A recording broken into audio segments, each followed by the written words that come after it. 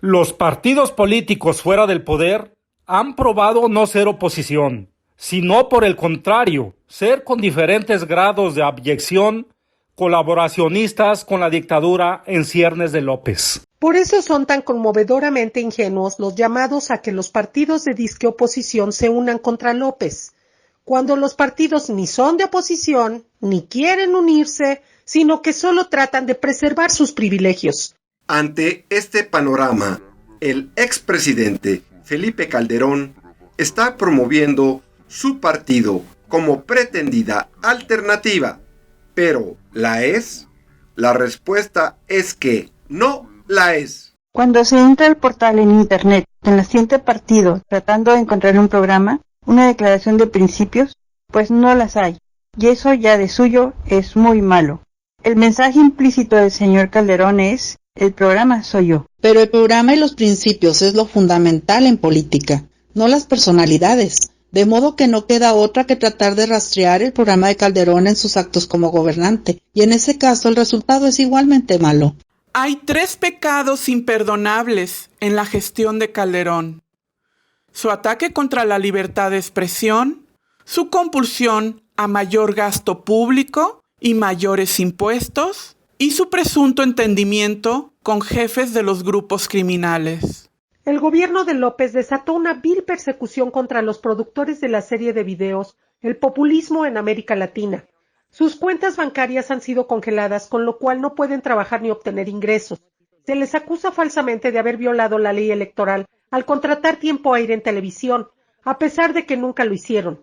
Su supuesto pecado fue ejercer su derecho a la libre expresión e intentar criticar a López cuando era candidato, y decimos intentar porque los videos jamás fueron publicados. Como parte de la ofensiva contra la libertad de expresión, López mantiene una campaña permanente de satanización y amenazas contra la prensa y llama a sus secuaces a limpiar de sus críticos las redes sociales. Quien abrió la puerta a este ataque liberticida fue el señor Calderón.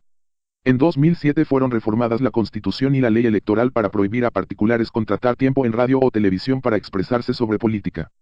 Desde entonces la libertad de expresión es privilegio exclusivo de los partidos políticos. Y si esto opera en radio y TV, nada impide hacerlo extensivo a la prensa escrita o las redes sociales. Calderón no envió al Congreso la iniciativa de reforma constitucional y legal contra la libertad de expresión. La iniciativa se presentó como un acuerdo entre PRI y PAN, que entonces era el partido de Calderón y al cual él controlaba. Calderón pudo haber impedido esta reforma y no lo hizo porque estaba de acuerdo con ella. El partido en formación del señor Calderón se autodenomina México Libre. ¿Qué tiene de libre suprimir la libertad de expresión? Nada. El señor Calderón no está a favor de la libertad. El señor Calderón es un liberticida. El segundo pecado imperdonable del señor Calderón es su compulsión a crear nuevos impuestos y a elevar los existentes, para sostener un gasto público en crecimiento desenfrenado. Bajo los gobiernos de Fox y Calderón, México recibió los mayores ingresos por exportación de petróleo de toda la historia.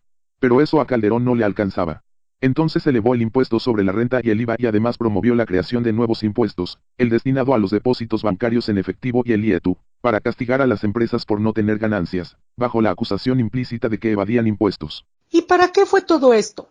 Pues para la fiesta del derroche, los privilegios y la corrupción. Bajo Calderón, la alta burocracia se más que duplicó y se remitieron cada vez más recursos a los gobiernos locales, que derrocharon y robaron a manos llenas. Pero además, el señor Calderón es un fanático de la patraña del calentamiento global y está a favor de más impuestos y más regulaciones, lo cual no tiene nada de libre. ¿Qué tiene de libre? Quitarles más de su dinero a quienes generan la riqueza y dárselo a los políticos. El tercer pecado imperdonable del señor Calderón es el haber desarrollado una política de seguridad pública que se resume en algo muy simple: combatir a unos criminales para favorecer a otros. A Calderón se le ha acusado de haber desatado una ola de violencia en el país por su supuesta guerra contra el narcotráfico. Esta acusación es falsa, porque lejos de un mayor combate a la producción y tráfico de drogas hubo lo contrario. Los aseguramientos de drogas bajaron, la erradicación de cultivos ilícitos se desplomó y la producción de heroína se disparó. Esa acusación contra Calderón es, en realidad, benévola. Su real pecado es haber golpeado a los adversarios del capo Joaquín Guzmán para favorecer a este y no haber frenado la violencia que el narcotraficante desató en Tijuana y Juárez para apoderarse de las plazas y así poder exportar drogas a Estados Unidos más fácilmente. No tenemos evidencia de que Calderón se haya beneficiado económicamente de ello, pero no capturó a Guzmán. ¿Qué tiene de libre proteger grupos criminales? ¿Qué es lo que tiene a México sumido en un infierno de violencia? Los partidos políticos fuera del poder han probado no ser oposición, sino por el contrario, ser con diferentes grados de abyección colaboracionistas con la dictadura en ciernes de López.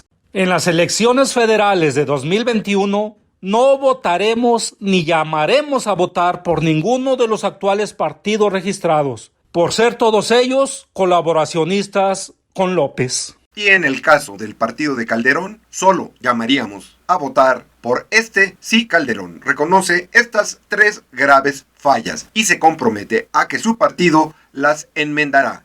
Derogar la reforma liberticida de 2007, bajar impuestos y promover una política de seguridad pública para erradicar a todos los grupos criminales en lugar de combatir a unos y favorecer a otros. Pero esas no serán nuestras únicas condiciones. Ya habrá tiempo para hablar de ellas.